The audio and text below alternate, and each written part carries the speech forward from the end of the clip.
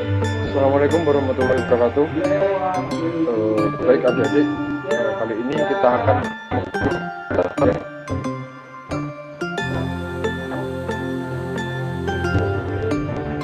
yang pertama kompetensi dasar. Yang kedua menganalisis pengaruh interaksi sosial dalam yang berbeda dan kehidupan sehari-hari serta membantu besar.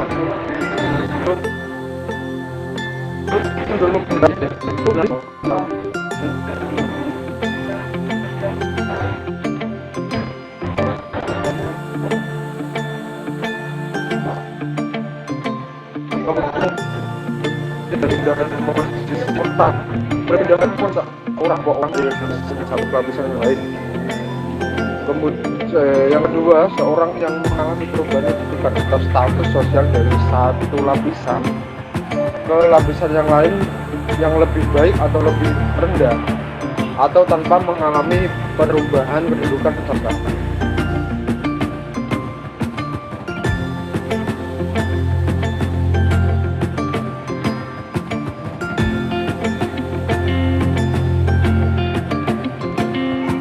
Kemudian bentuk-bentuk mobilitas sosial.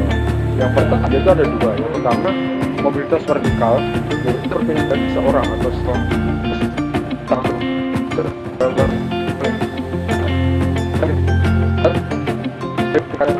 ataupun berpindah ke tingkat rendah.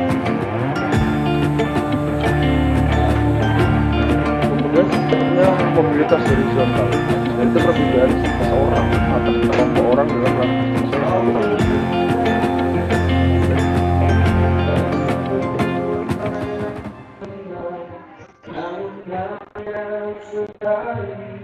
Selanjutnya mobilitas vertikal, ya seperti ini contohnya mobilitas vertikal ke atas atau social climbing, mobilitas yang terjadi karena adanya peningkatan kedudukan seseorang atau nantinya yang berstatus rendah harus yang lebih tinggi. Contohnya seperti seorang anak petani, karena anak petani tersebut sungguh-sungguh mencapai cita-citanya, bersemangat, rajin belajar dan seterusnya, akhirnya tercapailah untuk keinginan anak petani tersebut menjadi seorang tentara.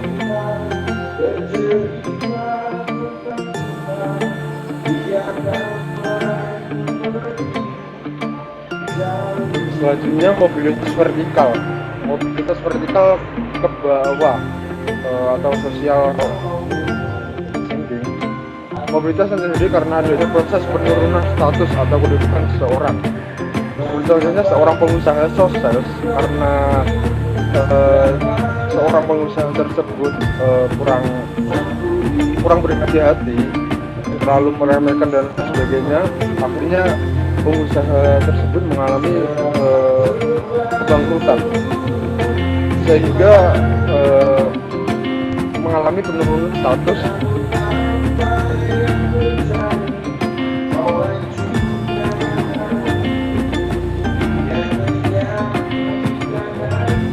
Kemudian mobilitas horizontal, perpindahan sosial atau kelompok dalam lapisan sosial yang sama. Mobilitas horizontal ini tidak menjadi perubahan dalam derajat atau kedudukan seseorang.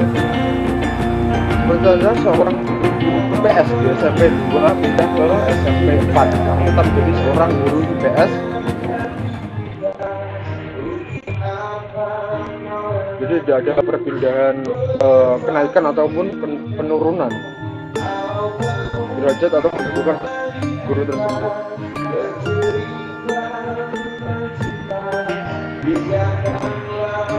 Selanjutnya faktor-faktor pendorong mobilitas sosial. Yang pertama yaitu faktor struktural.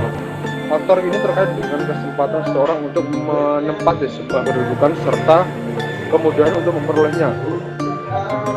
Struktur masyarakat Indonesia sangat terbuka. Orang miskin dapat mengalami mobilitas sosial setinggi-tingginya, bahkan menjadi seseorang presiden.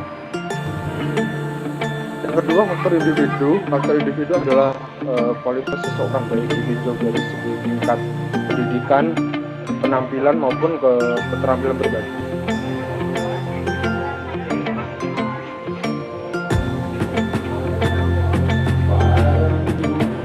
faktor-faktor pendorong mobilitas sosial. Selanjutnya ini yang ketiga, faktor sosial. Setiap orang dilahirkan dalam suatu sosial yang dimiliki oleh orang tuanya. Apabila tidak puas dengan kedudukan yang diwariskan oleh orang tuanya, ia akan mencari sendiri dalam besar sosial yang tinggi. Yang keempat, faktor ekonomi. Keadaan ekonomi dapat menjadi pendorong terjadinya mobilitas sosial. Keadaan ekonomi yang baik membuat individu melakukan mobilitas sosial, dan kondisi ekonomi yang kurang baik akan sulit memenuhi kebutuhannya.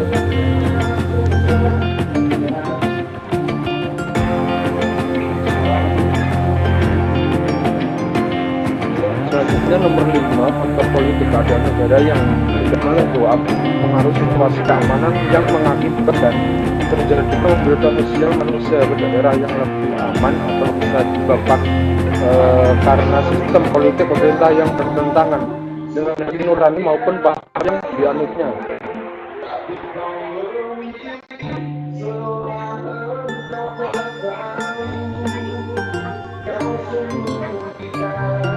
Selanjutnya yang ke-6, faktor kemudahan akses pendidikan.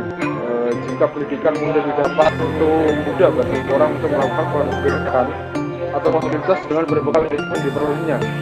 Begitu juga sebaliknya, jika kesulitan dalam mengakses pendidikan, maka sulit untuk mengubah status karena kurangnya penguasaan ilmu pengetahuan.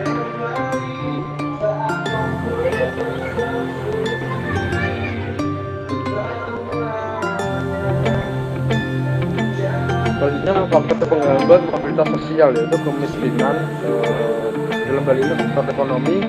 Yang kedua, diskriminasi, perbedaan perlakuan karena perbedaan suku, ras, agama maupun golongan. Kemudian saluran-saluran mobilitas sosial, yang pertama yaitu pendidikan, yang kedua organisasi politik, yang ketiga organisasi ekonomi, yang keempat organisasi profesi.